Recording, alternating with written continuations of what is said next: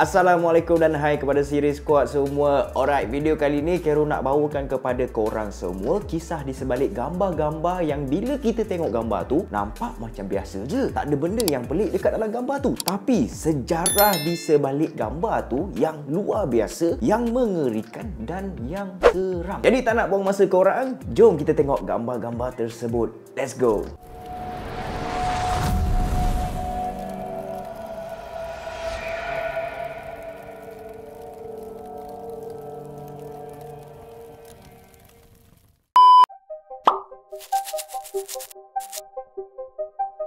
Kalau korang tengok dekat gambar ni adalah hasil daripada bayang-bayang letupan bom atom dekat Hiroshima di Jepun pada 6 Ogos 1945. Banyak 80,000 orang yang terkorban disebabkan bom atom tu. Bom ni bukan bom biasa guys. Bom ni adalah antara senjata nuklear yang paling bahaya dekat dalam dunia. Bom tu dia betul-betul diletupkan dekat atas pusat bandar Hiroshima, and bom tu menghasilkan sebanyak 10,000 Fahrenheit ataupun 5,537 darjah Celsius. And disebabkan suhu yang terlampau tinggi tu, benda tu yang memusnahkan segala benda yang ada pada jarak satu batu tau. Korang bayangkan, andai kata kalau korang ada duduk dekat dalam radius satu batu jarak antara bom tu meletup, automatik korang terus lenyap di dalam letupan yang sangat dahsyat tu guys. Dia punya cahaya, dia punya haba akan memusnahkan segala apa yang ada dekat atas permukaan bumi sejarak satu batu guys. Itu pasal lah kalau berlakunya Perang Dunia Ketiga, senjata nuklear akan digunakan oleh banyak negara, and disebabkan penggunaan nuklear ni, bumi memang akan jahanam guys. Silap-silap manusia pun boleh pupus tau. Korang tak payah susah-susah fikir. Korang just bayangkan je, satu bom tu je dah boleh bunuh 80,000 manusia. Korang bayangkan andai kata kalau itu baru satu biji korang bayangkan andai kata 10 hingga 20 biji diturunkan, satu negara guys boleh jahanam. Macam mana? Okey, jom kita tengok gambar yang seterusnya. Let's go.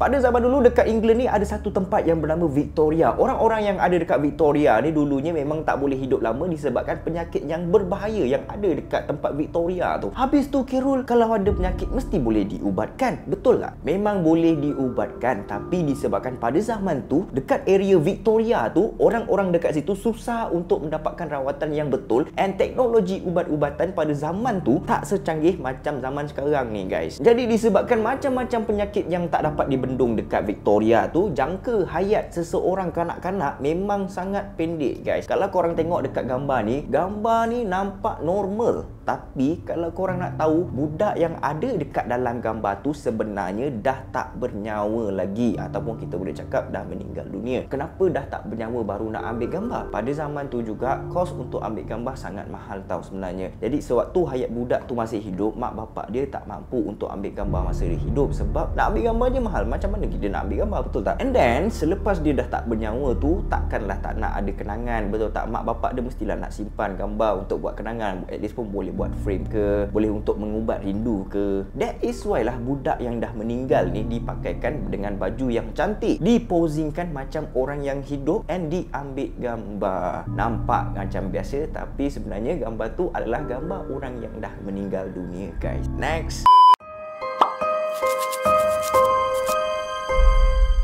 Amityville tu sebenarnya nama tempat guys. Nama tempat dekat New York. Pada tahun 1974 dekat Amityville ni ada sebuah rumah yang di mana ada satu kejadian yang mengerikan berlaku. Ada seorang brother ni nama dia Devio. Dia pergi bunuh mak bapak dia dan juga 4 orang adik-beradik dia yang lain guys. Senang cakap, dia pergi bunuh satu family dia yang ada dekat dalam rumah tu. Dia bunuh semua family dia tu pada waktu malam, and semua family dia tu semuanya tengah tidur tau guys. Cara dia bunuh tu, dia pergi masuk setiap satu bilik, and then diorang tengah tidur tu dia tembak dengan menggunakan pistol tau. Lepas dah bunuh semua, dia pergi tinggalkan rumah tu. Bila dah kena tangkap, dia bagi tahu dekat pihak polis yang di mana ada satu suara daripada dunia lain yang suruh dia untuk bunuh family dia sendiri. Suara siapa korang agak-agak? Jadi gambar ni dia ambil 2 tahun selepas kejadian pembunuhan dekat rumah tu. Owner baru rumah tu bagi tahu yang dia mengalami gangguan yang sangat banyak, and dia pun dah tak tahan dah, and dia terpaksa panggil penyiasat paranormal yang famous, iaitu Ed and Lorraine Warren, untuk bantu dia untuk menyelesaikan masalah gangguan paranormal yang berlaku dekat rumah dia tu. And then Ed and Lorraine ni pun datang. Pada satu malam, dia orang set up lah kamera dekat tingkat 2 rumah tau. And dia orang berjaya menangkap gambar kelibat seorang budak yang dipercayai budak tu adalah jelmaan adik kepada Devio yang kena bunuh tu guys. Yang abang dia bunuh tu. Abang dia pergi bunuh adik dia, and then adik dia tu macam ada satu jemaah jin menjelma sebagai adik dia dekat rumah tu. Dah lama rumah tu adalah rumah kawasan pembunuhan. Memang agak berhantu lah. Gambar ni mungkin nampak romantik, nampak sangat peacefully, yang berlatar belakangkan laut, ombak, pantai. Tapi sebenarnya benda lain yang terjadi guys. Pada 2 April 1954, seorang fotografer yang bernama John Crown, dia pergi lepak dekat tepi pantai. Masa dia tengah lepak tu, dia ternampak 2 orang couple tengah berpegangan tangan, and dia pun ambil kamera dia, dia snap, kecak, dia ambil gambar satu. Tak lama lepas tu dia jalan sikit ke depan, and dia ternampak ada baby yang tengah ditelan ombak guys. Rupa-rupanya baby tu adalah baby kepada pasangan dekat dalam gambar ni guys. Baby tu berusia 19 bulan, and masa kejadian ni berlaku, mak bapak dia tak sedar pun yang anak dia pergi main dekat tepi pantai, sampaikan anak dia tu kena telan ombak guys. Akhirnya jasad anak dia tu memang tak boleh nak jumpa, memang tak ditemui langsung.